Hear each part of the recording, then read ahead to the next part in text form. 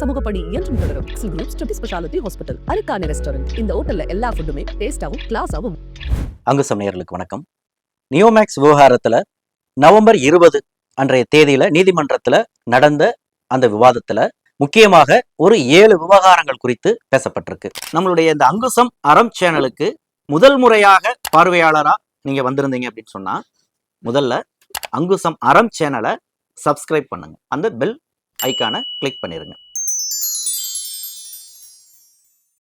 முதல் விவகாரமா இந்த நியோமேக்ஸ் வழக்கு விவகாரத்துல எதிர்பாராத திருப்பமாக மீண்டும் இரண்டாவதாக பதிவு செய்யப்பட்ட 1/2025 அப்படிங்கிற அந்த எஃப்ஐஆர் ரத்து செய்யணும் அப்படிங்கிற கோரிக்கையோட நியோமேக்ஸ் நிறுவன தரப்பில் இருந்து தாக்கல் செய்யப்பட்ட அந்த மனு நிர்வாக காரணங்களால நீதியரசர் பரத சக்கரவர்த்தி முன்பாக இதுவரை பட்டியலிடப்படாமல் இருக்கு. தற்போது அது தலைமை நீதிபதியினுடைய ஒப்புதலுக்காக காத்துட்டு இருக்குது. அதனால அந்த வழக்கினுடைய அந்த பண்டல் கிடைத்த பிறகுதான் இந்த விவகாரம் குறித்து பேச முடியும்னு சொல்லி ஏற்கனவே அரசு தரப்பு வழக்கறிஞரும் நீதியரசர் பரத சக்கரவர்த்தியும் தெரிவித்துவிட்ட நிலையில் இன்றைய விவாதத்திலும் அந்த வழக்கு கட்டுகள் முறைப்படி நீதியரசர் பரத சக்கரவர்த்தி முன்பாக வந்து சேராத காரணத்தினால அந்த விவகாரம் குறித்து பேசப்படல. மேலும் இது அடுத்த வாரத்துல பட்டியலிடப்பட்டால் தன்னுடைய கவனத்திற்கு அதை கொண்டு வந்தால் உடனே அதை விசாரிக்க எடுத்துக்கொள்வதாக நீதியரசர் பரத சக்கரவர்த்தி தெரிவிச்சிருக்கிறாங்க. இது முதல் விவகாரம். லிவியா ஸ்ரீ கோல்டு பேங்கர்ஸ், அடகு நகை விற்க மறு அடகு வைக்க லிவியா ஸ்ரீ கோல்டு பேங்கர்ஸ். இரண்டாவது விவகாரம் கடந்த 13/11/2025 அன்று நடைபெற்ற அந்த நீதிமன்ற விசாரணையில ஏலம் விடுவது தொடர்பான சில முடிவுகள் எடுக்கப்பட்டது. அதுல யார் அதிக தொகையை கேட்டிருந்தாங்களோ அவர்களுக்கு ஏலம் இறுதி செய்யப்பட்டதாகவும் அவர்களுக்கு அதை வழங்கலாம் அப்படிங்கிற மாதிரியும் ஒரு தகவல் தெரிவிக்கப்பட்டிருந்தது. இந்த பின்னணியில இந்த நகை மற்றும் வெள்ளி பொருட்களை ஏலம் விடுறதுல சில மாறுதல்கள் நடந்திருக்கு. அதாவது பத்திரிகை செய்திகள் வழியாக இந்த ஏல அறிவிப்பு வெளியான பொழுது நியோமேக்ஸ் நிறுவனத்தின் பல்வேறு இயக்குநர்களிடம் இருந்து கைப்பற்றப்பட்ட மொத்த நகைகளும் மொத்த வெள்ளி பொருட்களும் ஏலம் விடுவதாக அறிவிக்கப்பட்டிருந்தது. அதற்கிடையில பல்வேறு ஆட்சேபனைகள் எழுந்ததை அடுத்து அந்த ஆட்சேபனைக்குரிய நகைகளை தனியே ஒதுக்கி வைத்துவிட்டு ஆட்சேபனை இல்லாத நகைகளை மட்டும் ஏலம் விடுவது அப்படிங்கிற ஒரு முடிவானது. அதன் அடிப்படையில கடந்த 18/11/2025 அன்று மறு ஏலம் நடத்தப்பட்டிருப்பதாக அரசு தரப்புல தெரிவிக்கப்பட்டிருக்கு. முக்கியமா கடந்த அந்த 13/11/2025 அன்று நடைபெற்ற அந்த விவாதத்துல நியோமேக்ஸால் பாதிக்கப்பட்டவர் என்று சொல்லக்கூடிய ராமமூர்த்தி என்கிற நபர் இந்த மொத்த நகைகளையும் அவரே ஏலம் எடுத்துக்கிட்டாரு அப்படிங்கிற மாதிரி ஒரு ஆட்சேபனை பாதிக்கப்பட்ட முதலீட்டாளர்கள் தரப்பில் வாதிடக்கூடிய ரஜினி அவங்களால முன்வைக்கப்பட்டது. அந்த இடத்துல நீதியரசர் பரத சக்கரவர்த்தி இந்த நகைகளை ஏலம் விடுறதுங்கிறது தான் நம்மளுடைய நோக்கம், அதிகபட்சம் யாரு ஏலம் கேட்கிறாங்களோ அவங்களுக்கு தான் நாம ஒப்படைக்க முடியும். அதன் அடிப்படையில இந்த இடத்துல ராமமூர்த்திங்கிறவர் தான் அதிக தொகைக்கு வந்து கேட்டிருக்காரு. அவருக்கு அடுத்ததாக விலை கேட்டிருக்கக்கூடிய நபர் அவரை விட 20 லட்சம் குறைவா கேட்டிருக்கிறாரு. அப்ப அந்த விதத்துல நம்ம இவருக்கு தான் கொடுக்க முடியும், இவரை நம்ம அந்த ஏலப்பட்டியலிருந்து நம்ம நீக்கிட்டோம் அப்படின்னு சொன்னோம்னா நாம 20 லட்சத்தை இழக்கிற மாதிரி வரும். அப்படின்னா நீங்க வந்து ஏலத்தை நீங்க எடுத்துக்கிறீங்களா அப்படிங்கிற மாதிரியான ஒரு கேள்வியையும் எழுப்பியிருந்தாரு. ரொம்ப முக்கியமா இந்த பொது ஏல விவகாரம் அப்படிங்கிறத பொறுத்த வரைக்கும் இந்த வழக்குல குற்றம் சாட்டப்பட்ட அக்யூஸ்டு கூட இந்த ஏலத்துல பங்கேற்று தாராளமாக அவங்களுடைய நகையை எடுத்துக்கலாம். அதுக்கு எந்த ஆட்சேபனையும் இல்லை. யார் ஹையஸ்ட் கேட்கறாங்களோ அவங்களுக்கு கொடுக்கறதுல தப்பு இல்லையே, எவ்வளவு காசு நமக்கு கூட வருதோ அதுக்கேற்ற மாதிரி நம்ம நிவாரணத்தை நம்ம வந்து மக்களுக்கு கொடுக்கலாமே அப்படிங்கிற ஒரு விஷயத்தை பதிவு செய்திருந்தாரு. அப்ப இந்த இடத்துலதான் இந்த மறு ஏலத்துக்கான தேவை அப்படிங்கிறது எழுந்திருக்கு. முதல் விஷயம், அந்த அறிவிப்பின்படி அவர்கள் ஏலத்தொகையை மொத்த நகைக்குமாகத்தான் அவங்க கேட்டிருந்தாங்க. அந்த மொத்த நகை அப்படின்னு சொல்லும் பொழுது அந்த நகை மதிப்பீட்டாளர் அந்த நகையினுடைய தரம் மற்ற விஷயங்கள்லாம் கணக்கிட்டு ஒரு ஆரம்ப விலையை நிர்ணயிச்சிருந்தாங்க. அதன் அடிப்படையில பார்த்தோம்னா அந்த மொத்த நகைகளும் 22 கேரட், 20 கேரட் மற்றும் 14 கேரட்ல கூட சில நகைகள் இருந்தது. அப்ப இது எல்லாத்தையுமே ஒரே கேட்டகரியில வகைப்படுத்த முடியாது. அப்ப அதனுடைய அந்த தரத்துக்கு ஏற்ற மாதிரி கல் பதித்த நகைகளுக்கு ஒரு விலை, அது போலதான் அந்த விலைகள் நிர்ணயம் செய்யப்பட்டிருந்தது. அப்ப மொத்தமா கேட்கும் பொழுது ராமமூர்த்தி அவருடைய அதிகபட்ச கேட்பாக சராசரியாக ஒரு கிராமுக்கு அன்றைய நிலவரப்படி 9,800 ரூபாய்க்கு அவர் கேட்டிருந்தார். மாறாக தற்போது சில ஆட்சேபனைக்குரிய நகைகளை ஒதுக்கிவிட்டு சுமார் 715.870 கிராம் அளவுக்கு தான் இப்ப வந்து இந்த ஏலத்தை அவங்க நடத்தி இருக்கிறாங்க. அதன்படி தற்போது புதிதாக விடப்பட்ட இந்த ஏலத்தின் அடிப்படையில ஒரு கிராம் 11,000 ரூபாய்க்கு ஏலம் போயிருக்கு. தற்போதைய மார்க்கெட் ரேட்டு 11,400. ஆனா ஏலம் போயிருக்கிறது ஏறத்தாழ அதற்கு நிகராக 11,000 அளவுக்கு ஏலம் போயிருக்கு.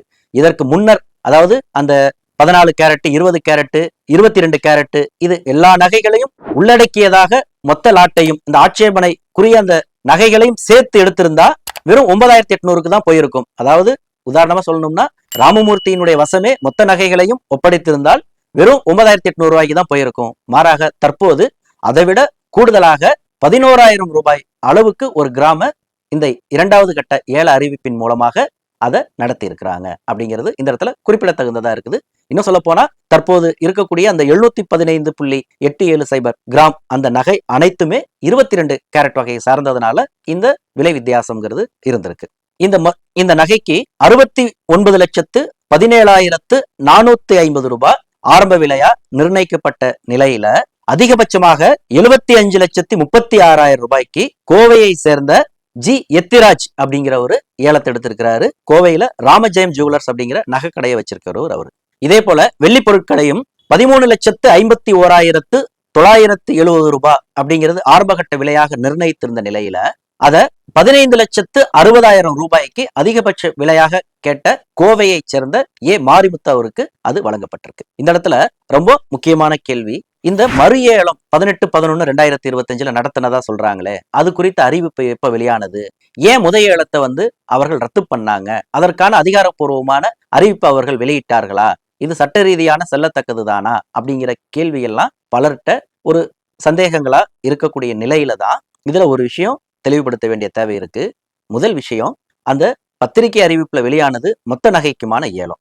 அதுல பல்வேறு கேரட்ல நகைகள் இருந்தது, மிக்சடா இருந்தது. இப்ப அது ஆட்சேபனைக்குரிய நகைகளை பிரித்தது போக மீதி உள்ளது கேலம் விட்டுருக்காங்கிறது முதல் பாயிண்ட். ரெண்டாவது பாயிண்ட், அந்த பொது அறிவிப்பின் மூலமாக வெளியான அந்த அறிவிப்பை தொடர்ந்து ஒரு 11 பேர் விண்ணப்பிச்சிருந்தாங்க இல்லையா, இந்த ஏலத்துல நாங்க பங்கு கொள்றோம் அப்படின்னு சொல்லிட்டு. அதுல ஒருத்தர் அந்த டெபாசிட் பணத்தை கட்ட தவறுனதுனால அவர் ஏலத்திலிருந்து விலக்கப்பட்டாரு. மீதி உள்ள 10 பேர் அந்த ஏலத்துல பங்கேற்றிருந்தாங்க. அந்த முறையான தகுதிகளோட அந்த ஏலத்துல பங்கேற்ற அந்த 10 நபர்களை அழைத்துதான் இந்த வழக்கினுடைய விசாரணை அதிகாரியான எஸ்பி டாக்டர் கே சரவணகுமார் அவர்களுடைய முன்னிலையில வீடியோ காட்சி பதிவுகளோட இந்த மறு ஏலம் ஒரு சட்டப்பூர்வமான வழிமுறைகளோட நடத்தப்பட்டிருக்குது.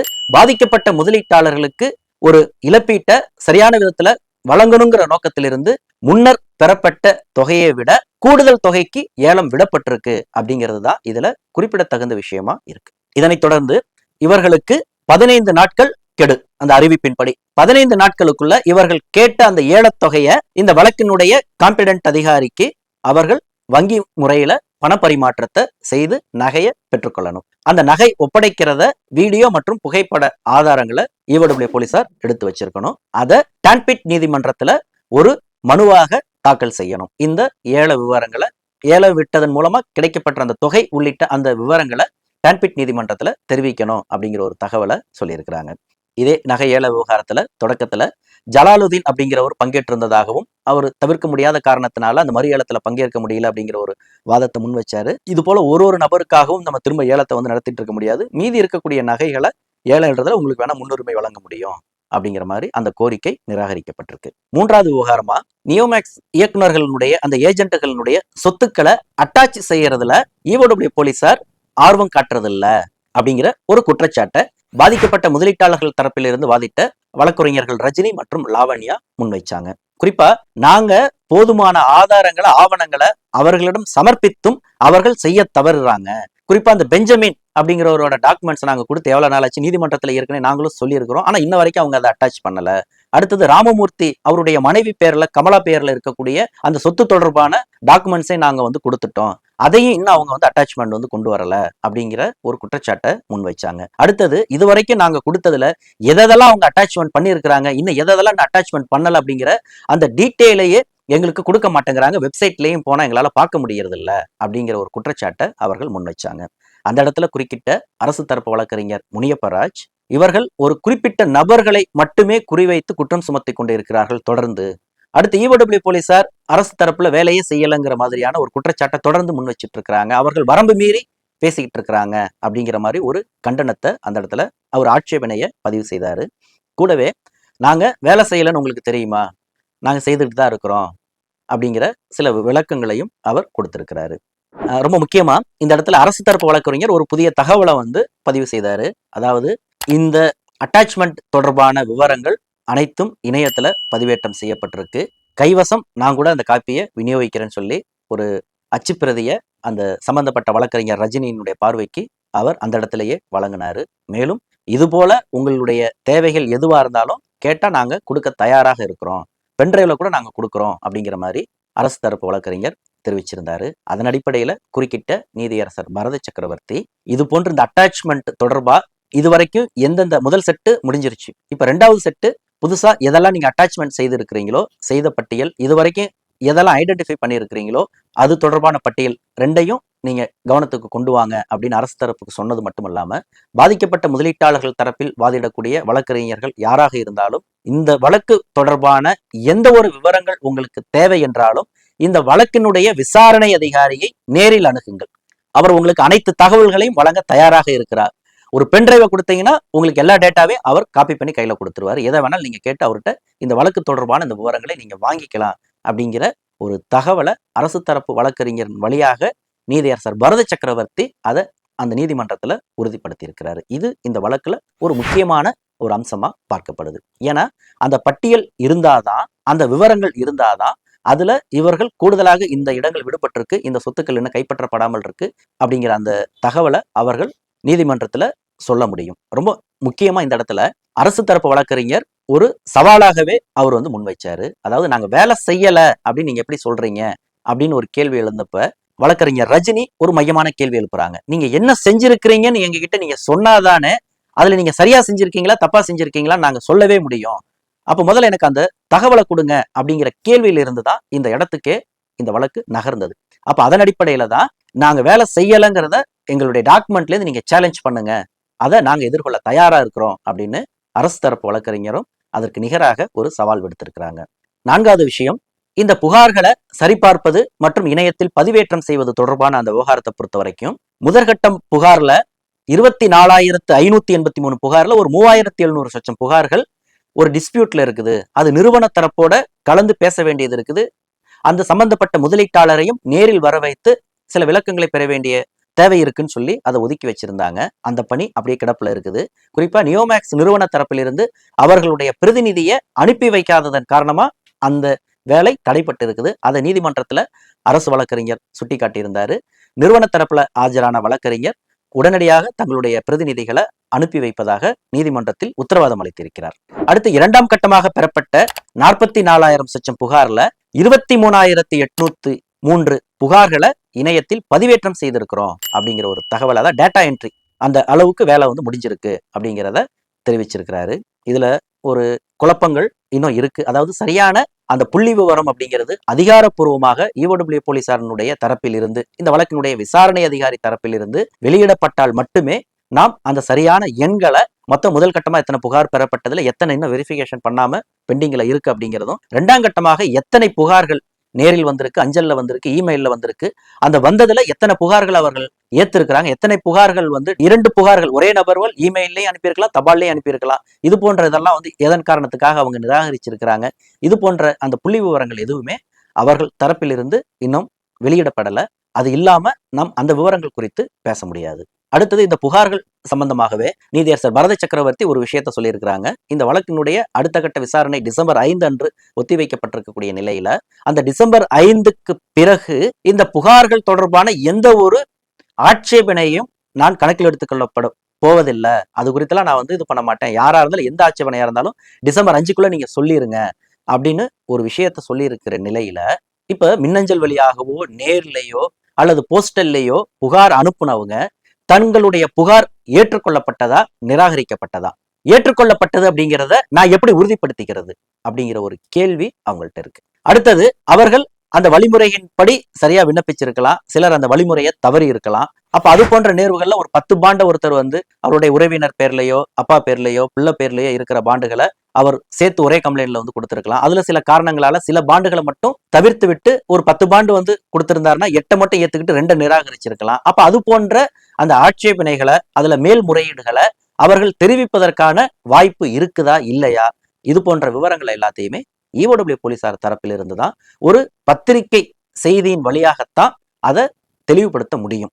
மாறாக இது போன்ற ஒரு யூடியூப் தளங்கள்லேயோ அல்லது ஒரு தனிநபர்களுடைய வாட்ஸ்அப் குழுக்கள்லேயோ பகிரப்படக்கூடிய எந்த ஒரு தகவலுமே பாதிக்கப்பட்ட முதலீட்டாளர்களுக்கு ஒரு தீர்வை தந்துராது, ஒரு சரியான ஒரு விளக்கத்தை கண்டிப்பாக வழங்காது. அப்ப இந்த இடத்துல EOW போலீசார் இந்த விவகாரம் தொடர்பா, அதாவது இந்த புகார்களினுடைய நிலை தொடர்பா ஒரு விரிவான ஒரு செய்தி குறிப்பை வழங்கி அவர்களுடைய அந்த குழப்பங்களை தீர்த்து வைக்கணும் அப்படிங்கிறது தான் பாதிக்கப்பட்ட முதலீட்டாளர்களுடைய ஒரு எதிர்பார்ப்பா இருக்கு.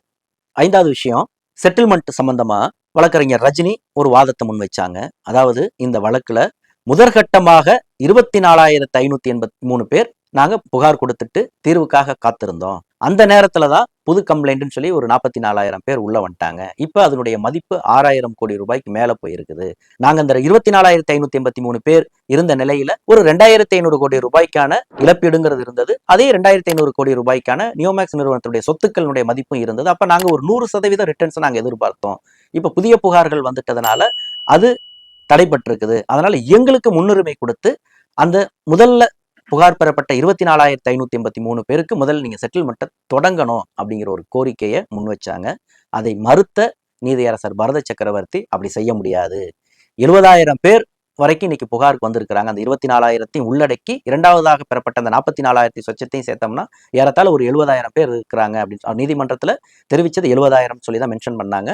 பட் அது வந்து டூப்ளிகேட் கம்ப்ளைண்ட் எல்லாம் கழிச்சோம் அப்படின்னா 60,000 65,000 வருவதற்கான வாய்ப்பு இருக்கு. அதையும் EOW போலீசார் தான் உறுதிப்படுத்தணும். எதுவாகினும் அந்த இரண்டாவது கட்டமாக பெறப்பட்ட அந்த புகார்தாரர்களையும் சேர்த்துதான் தீர்வுக்கு நாம போக முடியும் அப்படிங்கிறத தெளிவுபடுத்தி இருக்கிறாரு. அப்ப 6,000 கோடிக்கு புகார் வந்திருக்குது, ஆனா 2,500 கோடி ரூபாய்க்கு தானே சொத்து இருக்குது, அப்ப இதை வச்சு எப்படி பிரிச்சு கொடுக்க முடியும் அப்படிங்கிற ஒரு கேள்வி வந்தப்ப இல்ல, புதிய சொத்துக்களை அவங்க அட்டாச் பண்ணியிருக்கிறாங்க. நிறுவன தரப்புலையும் இப்ப இருக்கக்கூடிய சொத்துக்களுடைய மதிப்பே 6,000 கோடி ரூபாய்க்கு வரும் அப்படின்னு சொல்லியிருக்கிறாங்க.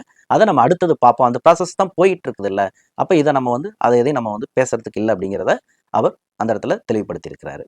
6வது விஷயமா, அந்த சாஃப்ட்வேரை வடிவமைக்கிற அந்த வேலை என்ன நிலையில இருக்குங்கிறது குறித்து அரசு தரப்பு வழக்கறிஞர் தெரிவித்து ஒரு 15 நாட்கள் அவகாசம் வேணும்னு கேட்டிருந்தாரு. 2 வாரம் அவகாசம் கேட்டிருந்தாரு. அந்த இடத்துல குறுக்கிட்ட வழக்கறிஞர் ரஜினி இப்படி தாமதப்படுத்திட்டே போனா எப்படி அப்படிங்கிற ஒரு கேள்வி எழுப்புனாங்க. அந்த இடத்துல நீதியரசர் பரத சக்கரவர்த்தி இது ஒன்றும் தாமதம் நம்ம சொல்றதுக்கு இல்லை, இப்ப மேனுவலா அவங்க அந்த கம்ப்ளைண்ட்டை ரிசீவ் பண்ணி அதை என்ட்ரி போடுறதையே கூடுமான அளவுக்கு நெருக்கி கொண்டு வந்துட்டாங்க. நம்ம இந்த தீர்வு திட்டத்தை கொடுக்கறதுக்குள்ளாக அந்த சாஃப்ட்வேர் ரெடி ஆனாலே நமக்கு போதுமானது தான். அதை பத்தி நம்ம கவலை கொள்ள தேவையில்லை, எல்லாம் கரெக்டாக தான் போயிட்டு இருக்குது. அப்படி இதனால இந்த சாஃப்ட்வேர் தாமதமாகிறதுனால நம்மளுடைய ப்ராசஸ்ல எந்த தடங்களும் ஏற்படலை அப்படிங்கிறத நீதியரசர் பரத சக்கரவர்த்தி அந்த இடத்துல குறிப்பிட்டிருந்தாரு. குறிப்பா அரசு தரப்பு வழக்கறிஞர் இந்த சாஃப்ட்வேர் வடிவமைப்பு தொடர்பான இந்த விவகாரத்துல நாங்கள் மாநில அளவிலான அந்த தொழில்நுட்ப குழுவையும் ஒன்றிய அரசினுடைய அந்த நிக் என்று சொல்லக்கூடிய அந்த தேசிய அளவிலான அந்த மென்பொருள் நிறுவனத்தோடையும் இணைந்துதான் இந்த வேலையை நாங்க செய்துட்டு இருக்கிறோம். அடுத்தது நிர்வாக ரீதியா அரசு முறைப்படி செய்யறதுனால சில நிர்வாக நடைமுறை சிக்கல்களை கடந்து அந்த புரோட்டோக்காலை மீறி நாங்க எந்த வேலையும் செய்ய முடியாது, அதன்படிதான் போயிட்டு இருக்குது. இது ஒரு நிரந்தர தீர்வாக இது அமையும் அப்படிங்கிற விதத்துல இந்த அவகாசம்ங்கிறது எங்களுக்கு தேவைப்படுது. எதுவாயினும் டிசம்பர் 5ஆம் தேதி நான் கரெக்டான ஸ்டேட்டஸை கொடுத்துட்றேன் அப்படின்னு சொல்லி அரசு தரப்பு வழக்கறிஞர் முனியப்பராஜ் தெரிவிச்சிருக்கிறாங்க.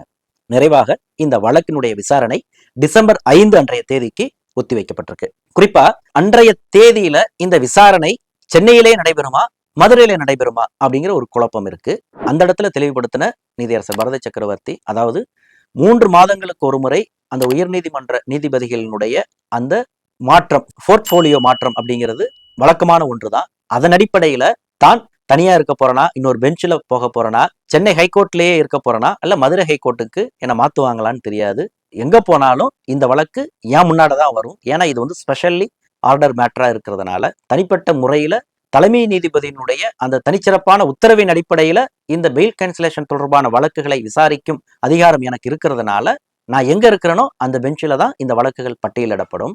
ஒருவேளை மதுரைக்கு வந்தனா முனியப்பராஜ், அதாவது அரசு தரப்பு வழக்கறிஞர் முனியப்பராஜும் மதுரைக்கு வர வேண்டிதான் இருக்கும் அப்படிங்கிற மாதிரி ஒரு விஷயத்தை பதிவு பண்ணாரு. அந்த இடத்துல பதிலளித்த அரசு வழக்கறிஞர் முனியப்பராஜ், ஏன் எல்லாம் சென்னை தான், சென்னையை தாண்டி என்னால் வர முடியாது அப்படிங்கிற அந்த நிர்வாக ரீதியான ஒரு விஷயத்தை அவர் பதிவு பண்ணியிருக்கிறாரு. அப்ப எதுவாக இருந்தாலும் டிசம்பர் 5ஆம் தேதி இந்த வழக்கினுடைய விசாரணை நடைபெறுகிறது. அதுலதான் அந்த சாஃப்ட்வேர் குறித்து இறுதி முடிவு எடுக்கப்படும். அந்த டிசம்பர் 5 அன்றைய தேதியில நீதிமன்ற நடவடிக்கை எப்படி இருக்குது, மதுரையில் நடக்குதா சென்னையில் நடக்குதாங்கிறத நாம் தொடர்ந்து பார்ப்போம், தொடர்ந்து பேசுவோம். நன்றி. நம்மளுடைய இந்த அங்குசம் அறம் சேனலுக்கு முதல் முறையாக பார்வையாளரா நீங்க வந்திருந்தீங்க அப்படின்னு சொன்னா முதல்ல அங்குசம் அறம் சேனலை சப்ஸ்கிரைப் பண்ணுங்க.